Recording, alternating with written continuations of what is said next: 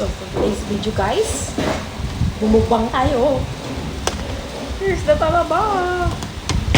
Tapos nag-air fry ako ng talaba. With cheese. Ang cute mo ba? Tapos, meron ako dito, mango. Kain po. Thank you, Lord.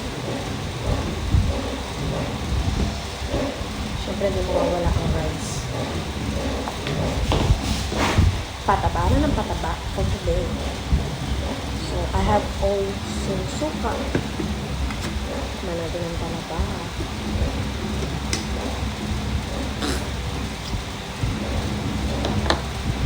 Up.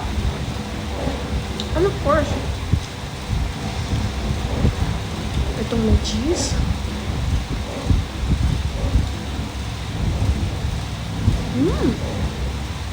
Pwede pala.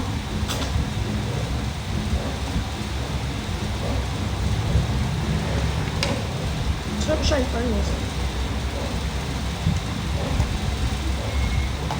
Siyempre, ang alimango.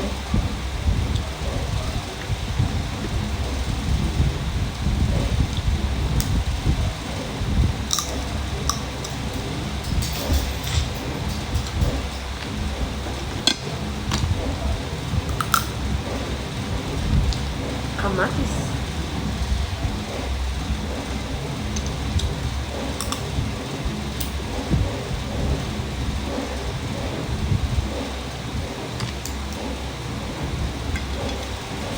Sarap ng alimango. Oh! So, kain na ang high blood later.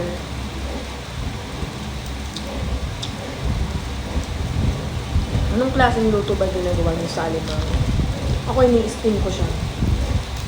Mas masarap kasi ini-steam. Kasi sabi ng mga taga-Hagonoy na nakausap ko, huwag daw natin lalagyan ng asin. Kasi daw may sariling alat na daw ang alimango. Kaya mas masarap daw yung totoong lasa. Pag daw kasi nilagyan natin ng asin, nawawala na yung totoong lasa ng alimango. Sabi lang nila yun. So, sinusunod ko. Totoo naman. Tinry ko siya sa last time.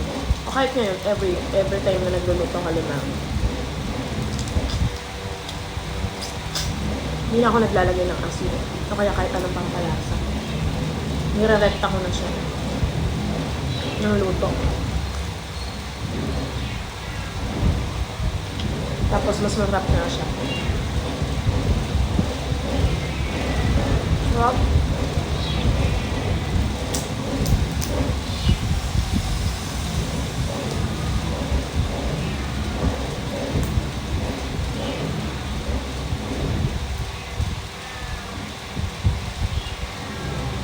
Kamatis.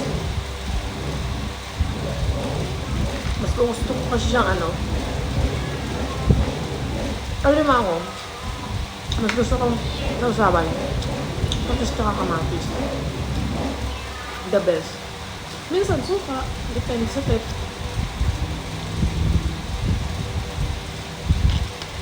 Pero mas madalas, kamatis kasi nakakakain ka pa ng gulay. Ang sarap ng may cheese. Gagawin ko ulit ko. Masarap pala siya. Taba ng yung palaba.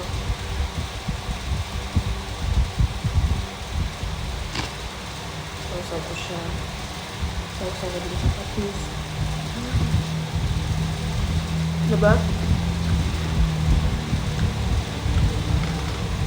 Sarap. Minsan, i-treat niyo naman yung sarili niyo. Na-cheat day kayo. Ako yata everyday nag-cheat day na.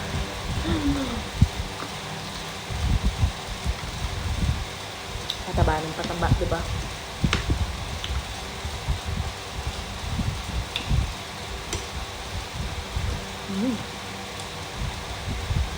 Sarap.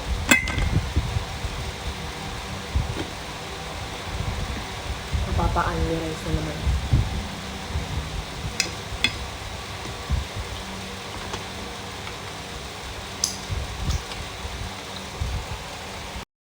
Nakasolve na naman po tayo. May natira pang dalawang ano. Sarap nito eh. Dalawa na lang. Busog na. Thank you, Lord.